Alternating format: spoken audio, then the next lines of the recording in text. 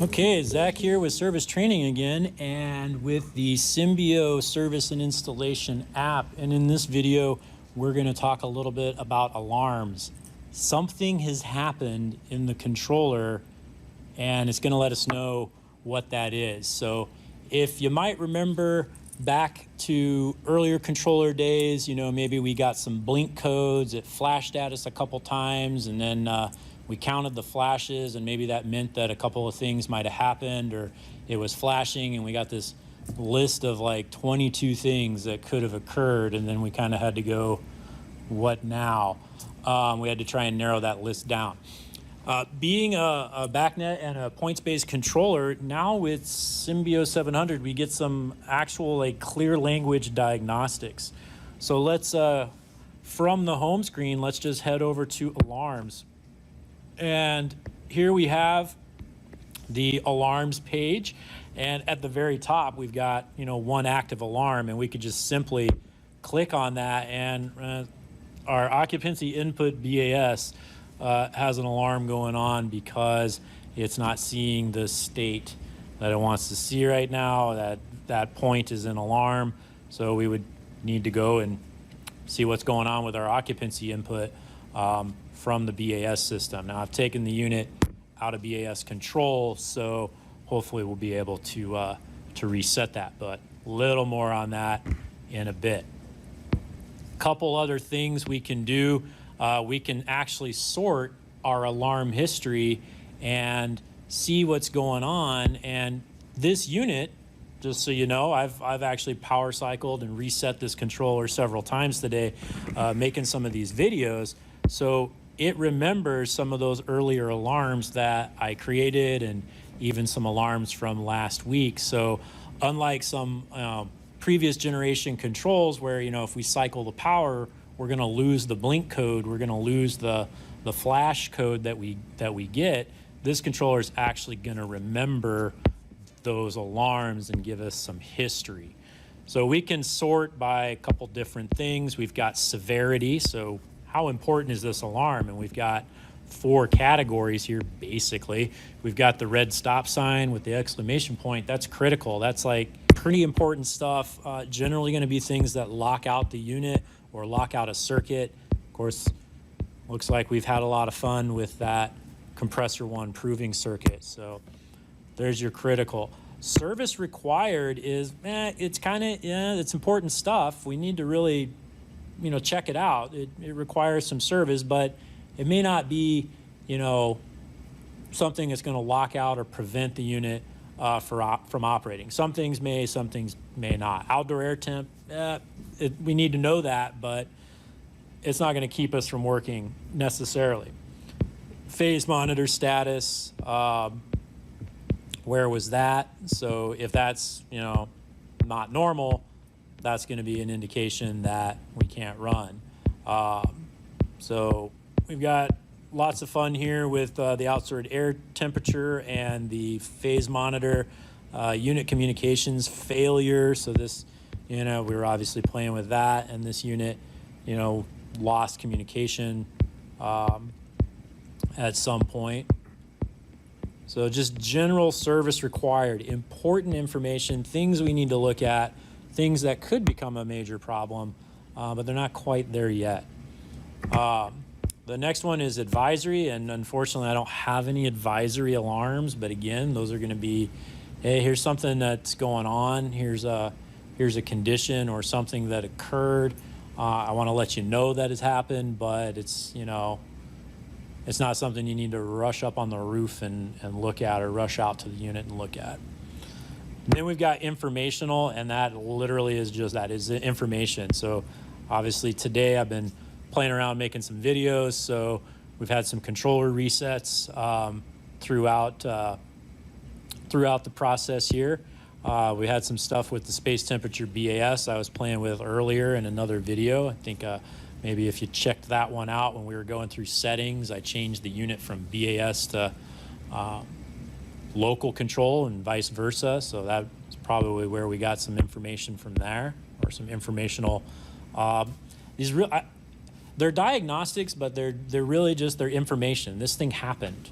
We got a demand limit request. It's active. It's not really a diagnostic. It's just saying, hey, this happened at this time and on this date. Looks like on May 3rd at 1:26 p.m. we had a circuit 1 low pressure control trip. So, and then at 1:18 we had that as well. And we keep going back, and then at 11:39, all right there on May 3rd.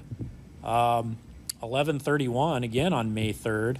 So from 11:31 up to 1:26,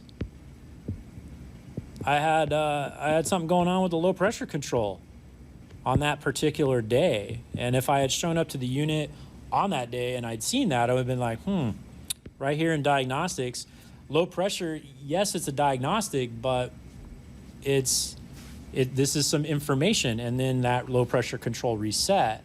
And then we got another trip, so we got some more information, and then it reset. So what this is telling us is it went back to normal, and it went back to normal, and it went back to normal, and it went back to normal again. So obviously it tripped. That would be up in probably a critical diagnostic. And then this is just information saying it went back to normal. So you can use this diagnostic log or these diagnostics to help troubleshoot. And again, it's no more, here's a flash code and here's a list of 22 things that could have happened. It's actually going to tell you, no, at 4:20 on April 27th, 2022 at 10:30 a.m., the outdoor air temperature went back to normal. It looks like on 4/26 at 6:37 a.m., the compressor 2 proving trip went back to normal. Okay, so it gives us a date, it gives us that time. We can go through it and see what's going on with the controller, what's happening. So I'll go ahead and touch back to alarms. So there's your colors and your classifications: critical, service required, advisory, and informational, how many alarms we have. And then you can further go through and filter these. You could actually come up here and hit date. So here's the alarms that happened today. It's all those controller resets. Nothing too crazy. Nothing happened yesterday, because I can tell you this thing wasn't plugged in yesterday. But earlier in the week we had some stuff going on. And again, we had some resets that would be including today, 5/16. Nothing happened last week because I wasn't here and this controller wasn't plugged in. And so we don't have anything from last week. And then older is anything older. So now we're going back to early May. There's that diagnostic compressor 1 proving lockout on May 3rd. We see a green check mark. That means it has been acknowledged. And then we've got some demand limit requests. We got some more of that low pressure going back to normal. Here's these proving lockouts. Well, that low pressure control, what do we got going on, or why was that proving lockout not making on April 27th? So we can definitely go in. It looks like April 26th we had some issues with it too. And again, the green check marks on the right-hand side here, that alarm or that diagnostic has been acknowledged. Okay. So again, it's really good. We can use this to go through and troubleshoot, and it gives us a nice clear language way of determining where to start, maybe where to go look at our troubleshooting. The last filter we have here is source. So we can just condensing unit 1. Well, that's what I named the controller in an earlier video. Space temperature BAS, that caused this informational alarm to come through that basically says it went back to normal.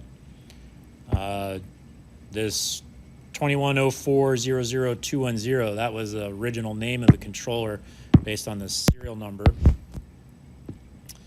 And then outside air temp.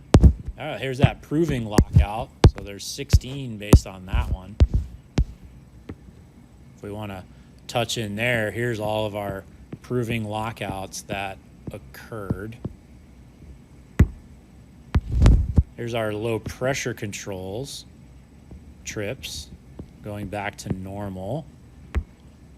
Okay. So all kinds of different sources of our diagnostics. So again, in the alarm history, we can filter by severity, date, and source. We can also click this toggle of acknowledged, and any acknowledged alarms would show up there. So, go into active alarms, and here we go. We got some outdoor air temp BAS, space temp BAS, and occupancy BAS. Well, earlier I went over into settings and I put our unit into BAS control right here. We see the arbitration method request as BAS. So now we've got some BAS values that are coming into the controller, and we're using those.